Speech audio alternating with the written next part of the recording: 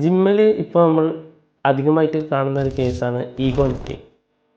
ഈ ഈഗോ ലിഫ്റ്റിനെ പറ്റി മാമിനുള്ള അഭിപ്രായം എന്താണ്? വളരെ നല്ലൊരു ചോദ്യമാണ്. കാരണം ഈ ഒരു ഈഗോ ലിഫ്റ്റിംഗ് എന്ന് പറഞ്ഞാൽ അത്രയും ഡേഞ്ചർ ആയിട്ടുള്ളൊരു കാര്യമാണ്. ഈഗോ ലിഫ്റ്റ് ചെയ്യുന്ന സമയത്ത് നമ്മളൊരിക്കലും നമ്മുടെ പവറിനനുസരിച്ചിട്ടുള്ള വെയിറ്റ് ആയിരിക്കില്ല ലിഫ്റ്റ് ചെയ്യണത്.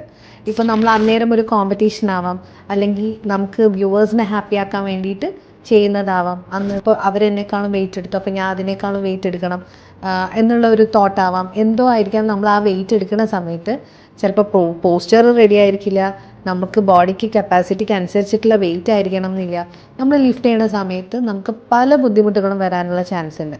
ഈവൻ ഡിസ്ക് ബൾജ് പോലെയുള്ള പ്രശ്നങ്ങൾ വരാം, മസിൽ ഇഞ്ചുറി വരാം, ലിഗമെൻറ്റ് ടയർ വരാം, ഈവൻ പാരാലിസിസിലേക്ക് എത്തിക്കുന്ന രീതിയിലുള്ള പ്രശ്നങ്ങൾ വരെ വരാനുള്ള ചാൻസ് ഉണ്ട്.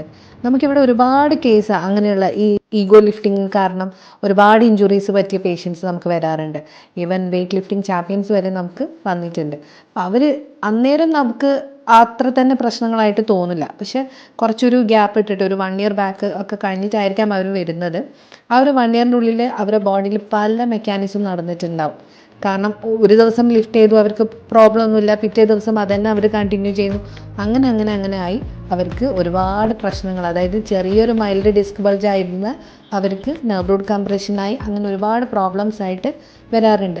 അവർ വരുന്ന സമയത്ത് ചിലപ്പോൾ വീൽ ചെയറിലായിരിക്കും അവർ വരുന്നത്, നടക്കാനോ ഇരിക്കാനോ നിൽക്കാനോ പറ്റാത്ത രീതിയിലായിരിക്കും അവർ വരുന്നത്.